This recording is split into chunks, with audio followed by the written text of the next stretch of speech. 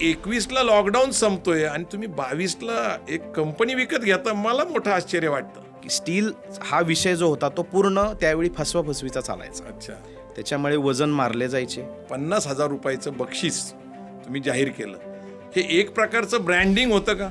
ब्रँडिंगचं महत्त्व हे त्यावेळी कळलं होतं असं जर म्हणलं तर वावगं ठरणार नाही. कंपनी चालवण्याचा अनुभव नव्हता. मग तुम्ही सगळे सख्खे चुलत भाऊ एकत्र कुटुंबातले, तुम्ही काय प्लॅनिंग केलं, कशा मीटिंग्स केल्या आणि कशी ही कंपनी ओव्हरटेक केली? मराठा माणूस आणि देशात पहिला जो आज एका स्टील कंपनी यशस्वीपणे चालवतात, हे अतिशय अभिमानास्पद हे विषय झालेला आहे. व्यावसायिक गुरु आपले जर कोणी आहेत लोखंड ह्या क्षेत्रातले, तर हे जैन आणि मारवाडी लोक आहेत. रिस्क कॅपॅसिटी ज्याला म्हणतो, त्याच्याबद्दल काय सांगता येईल? का फेल होतात आयनचे बिझनेस? उदार ही लोखंड धंद्याला कीड आहे.